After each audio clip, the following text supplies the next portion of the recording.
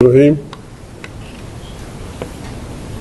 ٹھیک ہے معزز صفی حضرات، آپ کی مشکور ہے کہ آپ اتنی بڑی تعداد میں شارٹ نوٹس پہ پریس کانفرنس کے لیے آئے، آپ کا شکریہ۔ آپ کو پتہ ہے ملک میں جو کچھ ہو رہا ہے، ملک کے طول و عرض میں انسانی خون جس طرح ارزان سمجھا جا رہا ہے، جس طرح بہایا جا رہا ہے، اسی سلسلے میں جو کچھ بلوچستان میں گزشتہ ایک ہفتے میں ہوا، اس کے تناظر میں یہاں پاکستان تحریک تحفظ آئین پاکستان کے کابرین کا اجلاس ہوا۔ مجموعی صورتحال علاقے کی، خطے کی، اس پہ سیراسل گفتگو ہوئی۔ جی کشمیر تو ہم ایسا سمجھتے ہیں، کشمیر میں جو کچھ ہو رہا ہے، لاکھوں لوگ ایک متفقہ کمیٹی کے آرڈرز پہ احتجاج پہ ہیں۔ اب تک درجنوں لوگ اپنے ہی فوجیوں، اپنے ہی اداروں کے گولیوں کے نتیجے میں شہادت پا چکے ہیں۔ تو اس سلسلے میں ضروری سمجھا گیا کہ اس پہ ایک پریس کانفرنس کی جائے۔ پریس کانفرنس میں فیصلہ کل یہ ہوا تھا کہ بلوچستان کے مسئلے کو پہلے لیا جائے۔ بلوچستان میں جو کچھ ہو رہا ہے وہ بڑی داستان ہے۔ بلوچستان میں کب بغاوتیں ہوئی، کیا ہوئی، بغاوت کے لیے کہنا چاہیے یا نہیں کہنا چاہیے، تو لمبی داستان ہے، اب سب کو پتہ ہے۔ ابھی موجودہ زیارت کے قریب پتہ نہیں ایسا کیوں کیا گیا، زیارت کے قریب علاقے سے لوگوں کو بلایا گیا۔ وہاں پہلے لیویز ہوا کرتی تھی، علاقے کا رسالدار قبیلہ یا ذیلی قبیلے کا سربراہ ہوتا تھا۔ مختلف رسالداروں کو، لیویز افسران، سپاہیوں کو بلایا گیا اور کوئی مقصد دیے بغیر ان سے کہا گیا فلانے پتہ نہیں پانی کا وہ مرکز ہے جو بلا ہے، وہاں اپنی جانا ہے۔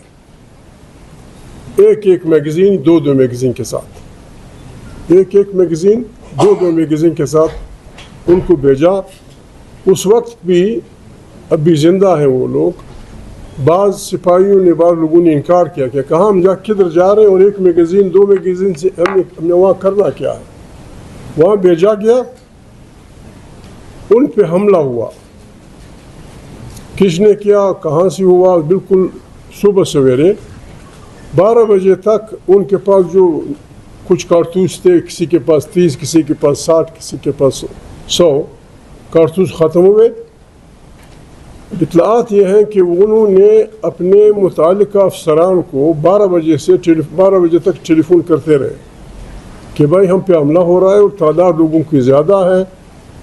دن دیہڑے کوئٹہ چھاونی سے بالکل آدھے گھنٹے کے بھی فاصلے پہ نہیں ہے، ہمیں امداد پہنچائی جائے، ری انفورسمنٹ لائی جائے، یا ہمارے پاس اسلحہ پہنچایا جائے۔ 12 بجے جب وہ مایوس ہوئے ہیں تو انہوں نے اپنے گھروں کو ٹیلی فون کیا ہے کہ ہماری زندگی کو خطرہ ہے، ہم نیتے اگرچہ ہتھیار ہمارے ہاتھ میں ہیں، ہمارے پاس کچھ نہیں ہے، ہمارے اس کے لیے اب کچھ کریں۔ بہرحال 5 بجے تک کچھ نہیں ہوا، اور جو کچھ ہوا، کتنے لوگ شہید ہوئے، کتنے لوگوں کو زندہ لے جایا گیا، اور پھر وہاں سے ان کی مردہ باڈیاں لائی گئیں۔ کسی بھی ذمہ وار شخص نے اس ذمہ داری میں نہ استعفیٰ دیا ہے، اور نہ حکومت کے جو فیصلہ کرنے والے لوگ ہیں، نہ انہوں نے کسی ڈی سی کو، کسی کمشنر کو، کسی آئی جی کو، کسی بریگیڈیئر کو نہ معطل کیا ہے، نہ اسے کسی نے پوچھا ہے۔ اتنے انسانی خون کی ارزانی، اس میں دنیا میں کہیں ایکسیڈنٹ ہوتا ہے ٹرین کا، منسٹر استعفیٰ دے دیتا ہے۔ میں بار بار یہ ٹرمپ کے واقعے کا ذکر کرتا ہوں۔ ٹرمپ پہ گولی چلائی گئی، کان سے گولی گزری. 12 گھنٹے میں جو عورت انٹیلیجنس کی ذمہ وار تھی وہ مستعفی ہوئی کہ یہ میری غیر ذمہ داری تھی کہ میں نے یا میرے ادارے نے ایسا فل پروف بندوبست کیوں نہیں کیا تھا کہ مسٹر پریزیڈنٹ پہ قاتلانہ حملہ ہوتا. یہاں 60 لوگ یا 50 لوگ یا 40 لوگ بری طرح قتل کیے گئے, کسی سے پوچھ گچھ نہیں ہوئی. ہمارا مطالبہ ہے کہ وہ یا استعفیٰ دے یا دے should be terminated from services. جو بھی ذمہ دار ہے, جس کے پاس ٹیلی فون آیا ہے, آپ کا بچہ ہے, آپ نے بھیجا ہے, وہ وہاں سے ٹیلی فون کرتا ہے کہ میرے پاس کارتوس نہیں ہے, آپ پرواہ نہیں کرتے. آپ کے طیارے کس لیے, آپ کے ہیلی کاپٹر کس لیے جو ہر جگہ پھرتے رہتے ہیں, ڈرون آپ کے کہاں تھے؟ بالکل دن دہاڑے نہ کوئی جو بھی تھے جنہوں نے حملہ کیا ہے, جو بھی تھے نہ وہ جا سکتے تھے. آپ کے پاس دنیا جان کی بہترین مشینری ہے, فوج ہے, فلانا ہے. اور پھر یہ ویسے بھی اصولی طور پہ بھی پولیس کا کام نہیں ہے کہ ٹیررسٹوں کا مقابلہ کرے. پولیس اپنے علاقے کے لیے ذمہ دار ہوتی ہے. ایس ایچ او ہوتا ہے اپنے تھانے کا, وہاں اگر کوئی آتا ہے یہاں تو اس سے پوچھ گچھ کی جاتی ہے کہ تیرے تھانے کے قریب فلانا ہوا. یہاں سے لوگوں کو مختلف علاقوں سے بلا کے مروا کے آنے کے اس سے بھی بدتر ہے. پھر جو لوگ آنے والے میں جو لوگ مارے گئے تھے وہ تو تھے جن کو زندہ لے گئے تھے, وہاں اٹھانے کے لیے کوئی نہیں جا رہا تھا. اور جس بے عزتی سے ان شہید مردوں کو لایا گیا تھا, بالکل ایک دوسرے پہ یوں رکھ کے پک اپ گاڑی میں ایک دوسرے پہ رکھ کے, ایک دن کی لاش 2 دنوں کی لاشیں ایک اوپر تلے رکھ کے پہنچا دی گئی ہے. اس بارے میں تحریک تحفظ آئین پاکستان اس واقعے کو, کشمیر کے واقعے کو اتنا آسان نہیں لے گی. کشمیر کے لوگ کیا چاہتے ہیں؟ ایک کمیٹی ہے, انہوں نے بنائی ہے, ان کے مطالبات ہیں, انہوں نے آپ سے مذاکرات کیے ہیں, آپ نے مذاکرات کیے ہیں. پھر یہ لوگ جانا چاہتے تھے, علامہ صاحب جانا چاہتے تھے, کوکر بھائی تھے, میں تھا, خاقان عباسی تھے. ہمیں وہاں جانے نہیں دیا گیا, اگرچہ ہم نے پہلے ہی پریس میں کہہ دیا تھا کہ ہم اتنے پاگل نہیں ہیں کہ جا کے لوگوں کو اور غصہ دلائیں, ان کو اور اس کی طرف وہ کریں. ہم ان سے کہیں گے کمیٹی والوں سے آرام سے کہ بھائی یہ اچھی بات ہے کہ آپ سب متفق ہوئے ہیں اپنے بات کے لیے. ان سے بات کرتے, ان کی اس آگ پہ, اس گرمی پہ پانی ڈالتے. ہمیں وہاں جانے نہیں دیا گیا. اب سنا ہے کہ وہاں اور بھی شہادتیں ہوئی ہیں, اور انہوں نے فیصلہ کیا, تفصیل میں بعض لوگ مجھے زیادہ جانتے ہیں وہ بولیں گے, فیصلہ کیا کہ ہم نے اپنا یہ جاری رکھنا ہے. کیسے ہوگا؟ آپ لوگوں پہ چڑھ دوڑیں گے. ہم نہ پاکستان کے مخالف ہیں, نہ پاکستان کو ہم ایسا وہ سمجھتے ہیں کہ کوئی اور ہم سے زیادہ مالک ہے. یہ جو اپنے آپ کو مالک سمجھتے ہیں یہ انگریزوں کے سپاہی تھے, یہ انگریزوں کی فوجوں میں تھے, یہ انگریزوں کی پولیس میں تھے. ہم غریب لوگ, ہم پشتون, بلوچ, ہم سندھی, ہم اس وطن کی آزادی کے لیے انگریزوں کے خلاف لڑے. فلانا ہوا, پھر پاکستان بنا. پنجاب کی جو سوچ تھی, معافی چاہتا ہوں, پنجاب ہمارا بڑا بھائی ہے, طاقت کا وہاں ہے, مرکز ہے. وہاں جو پہلے سوچ تھی یہاں کوئی آئین نہیں بننے دے رہے تھے, ابھی تک اسی سوچ پہ لوگ قائم ہیں کہ یہاں نہ آئین ہوگا, نہ یہاں جمہوریت ہوگی, نہ یہاں انسانیت کا قانون ہوگا. بس جو میرے کہا ماننا ہوگا, ورنہ میں آپ کو گولیاں ماروں گا. باجوڑ سے لے کر خیبر تک سینکڑوں لوگ مارے جا چکے ہیں, بالکل نہ کردہ گناہوں کی پاداش میں. یہ حالات اس کا تقاضا کرتی ہے کہ پاکستان کے سارے عوام اپنے ملک کے بچاؤ کے لیے, اپنے ملک میں ایک ایسے نظام کے قیام کے لیے جہاں ایک آئین ہو, جہاں حکومت ہو, جہاں انصاف ہو, اس کے لیے اٹھ کھڑے ہوں. تحریک تحفظ آئین پاکستان نے فیصلہ کیا ہے, ہم پاکستانی ہیں اور ہر ایک آدمی سے زیادہ پاکستانی ہے. ہم ایسا پاکستان چاہیے جہاں پاکستان 70 سال 75 سال کی عمر کا ملک ہے. یہاں جو لوگ بستے ہیں ان کے جو مدر وطن ہیں وہ ہزاروں سال سے ان کے قبضے میں ہے. سندھی کا مدر وطن ہے, پنجابی کا مدر وطن ہے, سرائکی کا مادر وطن ہے، بلوچ کا مادر وطن ہے، پشتون کا مادر وطن ہے. یہ ان کی آبا و اجداد کی ہزاروں سال سے یہ وطن ہے. اس کو نہ چھیڑیں. ہمیں نہ کسی سے خیرات چاہیے نہ کسی سے زکوٰۃ چاہیے.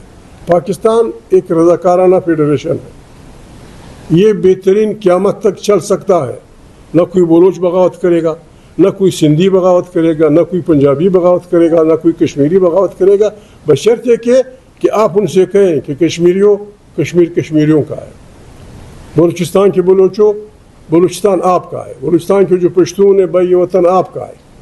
خیبر سے لے کر پشتونخوا تک پشتون وطن جو بستا ہے، جو بھی زبان بولتا ہے، جہاں کا رہنے والا ہے، ان سے آپ یہ کہیں کہ اللہ پاک نے جو مدر وطن میں آپ کے نعمتیں پیدا کی ہیں، اس پہ پہلا آئینی گارنٹی شدہ آپ کا ہے. یہ پاکستان بہترین ملک بن جائے گا. اور اگر آپ ہمارے پاکستان بنا، اس کو فیڈریشن بنانے کے لیے مجموعی طور پر بنگالی، سندھی، پنجابی، پشتون، ہمیں ہزاروں سال جیل دی گئی کہ آپ کیوں 1 یونٹ کی مخالفت کرتے ہیں. خدا بخش مرحوم مزنجو صاحب کو اس بنیاد پہ جرگے میں 14 سال جیل کی تیاری کی گئی کہ آپ نے ایک دکان سے خریداری کی ہے، اس نوٹ پہ لکھا ہے کہ 1 یونٹ مرد آباد. گل خان نصیر کو ایک جرگے کے سامنے پیش کیا گیا کہ جب زنجو صاحب کو سزا ہو رہی تھی تو آپ کے ماتھے پہ شکنیں نظر آئیں. 14 سال جیل. یہ سب ہم نے برداشت کیا اور سب اس پہ متفق ہوئے کہ فیڈریشن، فیڈرل نظام اس ملک کو چلا سکتا ہے، جس میں فلانے محکمے مرکز کے پاس ہوں گے، باقی اندرونی طور پہ اقوام اور عوام خود مختار ہوں گے. یہ پاکستان بالکل ہم گارنٹی ہم سب کہتے ہیں. بلوچ بھی بیٹھے ہیں، سندھی بھی بیٹھے ہیں، پشتون بھی بیٹھے ہیں، پنجاب کے لوگ بھی بیٹھے ہیں، کشمیری بھی ہوں گے. ہم آپ کو یقین دلاتے ہیں یہ پاکستان ہم آپ کے ساتھ قیامت تک چلانے کے لیے تیار ہے. غلاموں کی طرح بالادستی میں رہنا. ویسے بھی قرآن کریم غلامی کو بندگی کہتا ہے. قرآن کریم غلامی کو بندگی کہتا ہے. بندے ہم اللہ کے ہیں، کسی اور کی بندگی نہیں ہو سکتی. مہربانی کریں، وہ جو اقتدار کے مالک ہیں ان سے کہیں مہربانی خدا کے لیے. آپ جو بات کہتے ہیں کہ جی 1000 آدمی مار دو، کوئی مسئلہ نہیں، ایسا نہیں ہے. قرآن کریم ایک آدمی کے ناجائز موت کو انسانیت کی موت قرار دیتا ہے. آپ ہزاروں لوگ مہربانی سے نہیں چلے گا. دنیا میں ظالم و مظلوم کی لڑائی میں آپ دیکھیں کتنی لوگ مارے گئے لیکن مظلوم جیتا ہے. آئیں پاکستان کو چلائیں طریقے سے. پاکستان کی فوج ہونی چاہیے، دنیا کی افواج ہیں، پاکستان کی فوج ہوگی. دنیا کی بہترین ادارے ہماری ایجنسیاں ہوں گی، سب کچھ ہوگا، لیکن وہ اسی فریم میں رہیں گے جس طرح دنیا کی رہتی ہیں. پاکستان کا ایک آئین ہے جو معطل ہے. آپ لوگوں کو مجبور کر رہے ہیں. اب بھی بڑی مشکل سے ہم لوگوں کو راضی کر رہے ہیں کہ یار تحریک تحفظ آئین پاکستان، وہ کہتا ہے آئین گیا، نئے آئین کا مطالبہ کریں، نیا سوشل کانٹریکٹ. یہ بحران مزید شدید ہو جائے گا. مہربانی کریں، جو کچھ ہوا ہے غلط ہوا ہے، اس پہ بیٹھیں. آئیں ہم سب دل پہ ہاتھ رکھ کے اس عوام، غریب عوام پہ جو بنگائی ظلم، اس کی علموں کا قول ہے انسان ہر نظام میں گزارا کر سکتا ہے، ظلم کے نظام میں گزارا نہیں کر سکتا. آئیں پاکستان کو ایک بہترین جمہوری ملک کے طور پہ چلائیں. اس کے لیے ہماری آپ کو کسی کو انکنڈیشنل سپورٹ، اور اگر آپ نہیں کریں گے مجبور ہیں ہم نے ظلم کے خلاف آواز بلند کرنی ہے. اس بارے میں اگر خدا نخواستہ کسی کو لوگوں کو مارنے کا شوق ہے تو اس میں کچھ ہم بھی شامل ہو جائیں گے. خدا حافظ، بڑی مہربانی. کورسا صاحب جی. یہ جو قومیں اپنی ماضی سے سبق نہیں سیکھتی ہیں وہ ان کو مٹ جاتی ہیں. وہ بلوچستان کا، ہمارے بیٹھے ہوئے ہیں اکابرین بھی یہاں، اب بلوچستان کا کیا جو کچھ ہو رہا ہے اس کی ذرا مماثلت لے لیں، ایسٹ پاکستان سے ذرا مماثلت لے لیں کہ جو کچھ وہاں 65 کی جنگ کے بعد ہندوستان نے یہ سوچا کہ اب ان کو شاید اس طرح مات نہیں دی جا سکتی ہے، وہ پلاننگ کی گئی، اگرتلا کنسپیرسی ہوئی، اور اس کے بعد جو ہے بنگالیوں میں اتنی نفرت آ گئی آپ کی اسٹیبلشمنٹ کے خلاف، آپ کے ویسٹ پاکستان کے خلاف.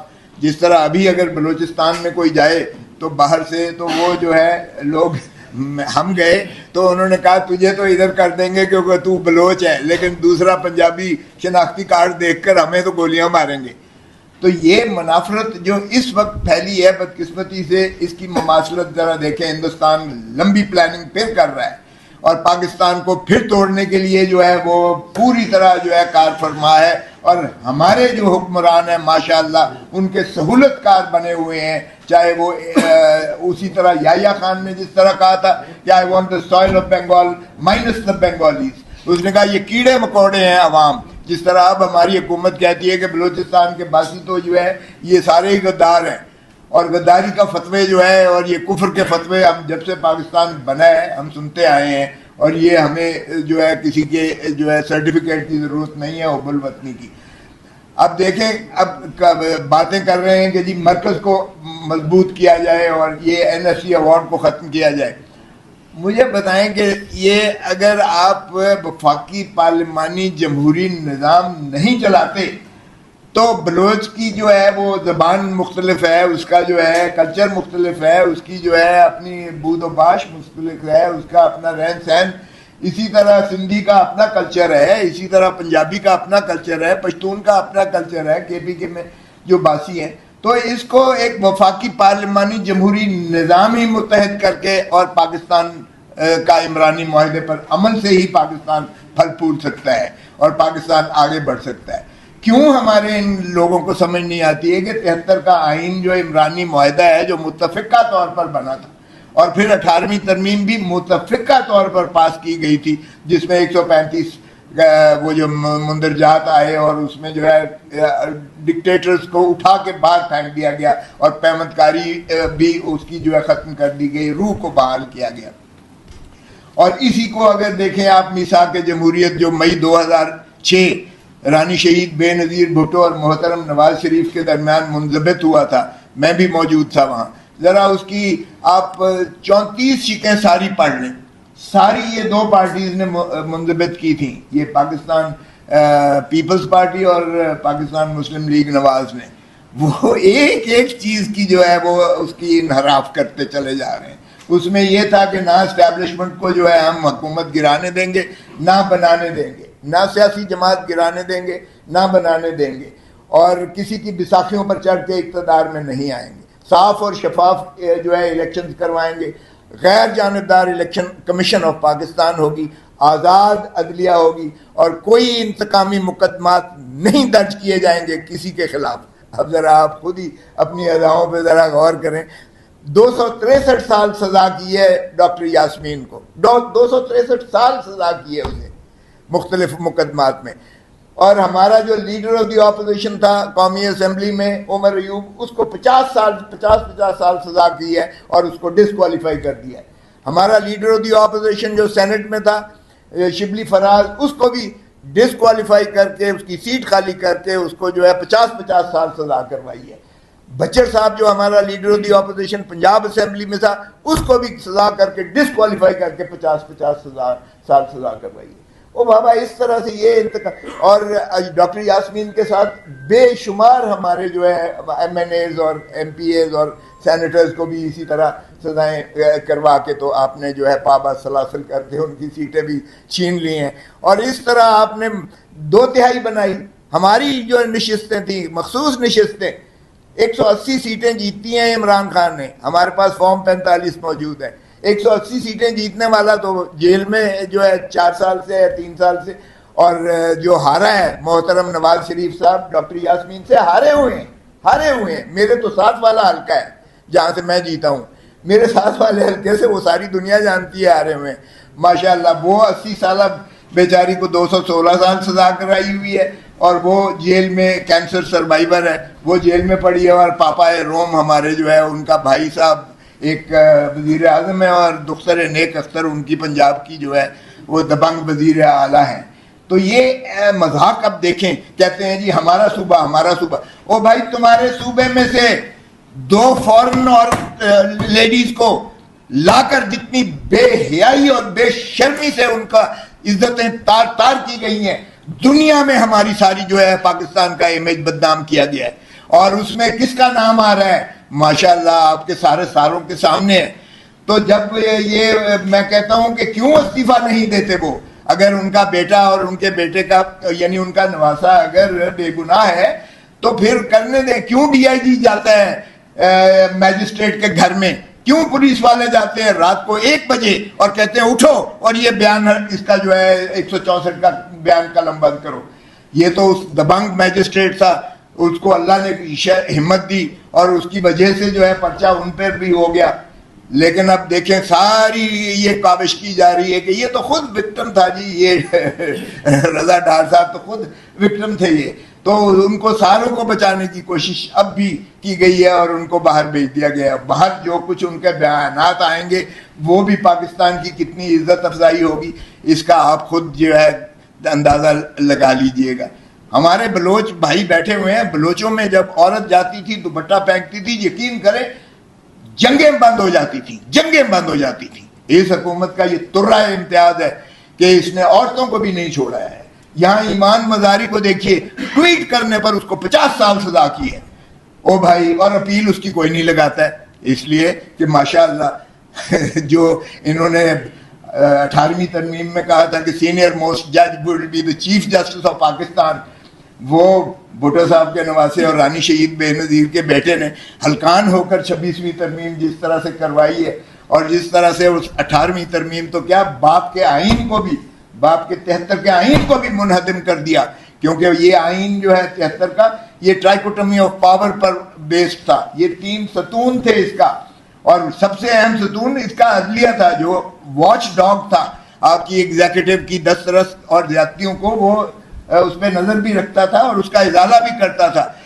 آپ نے تو عدلیہ کو منہدم کر کے تابع کر دیا ایگزیکٹو کے. سو آپ کا 73 کا آئین تو ختم ہو گیا. بھٹو کی روح تڑپ رہی ہوگی، رانی شہید بے نظیر بھٹو کی روح تڑپ رہی ہوگی کہ جس آئین، جس نظام، جس عمرانی معاہدے کو ہم نے اتنی محنت سے، اور نہ صرف وہ اپنے باپ پر بھی ماشاءاللہ جو 18ویں ترمیم تھی یہ ان کے والد صاحب کا ترہ امتیاز تھا، اور بار بار کہتے تھے، اس میں فخر لیتے تھے کہ میں نے اپنے تئیں جو مرکوز سارے اختیارات تھے میں نے عوام کو، پارلیمان کو واپس دے دیے، واپس کر دیے. ارے اس لیے واپس کیے تھے کہ 26ویں اور 27ویں ترمیم میں آپ کا جو بیٹا وہ ساروں کو منہدم کر کے اس کا بھی جو ہے اتنا روپ لائے کہ ختم کر دے سارا سلسلے کو. اور پھر 26ویں اور 27ویں ترمیم کی ذرا روح کو دیکھیے گا، اس نے کیا کیا ہے. 126 آرٹیکل ہے کہ کوئی قانون اسلام اور شرع کے خلاف نہیں بنایا گیا. یہاں تو تینوں افواج کے جو سربراہان ہیں ان کا بھی، اور صدر صاحب کا بھی تا حیات استثناء ہے. یعنی وہ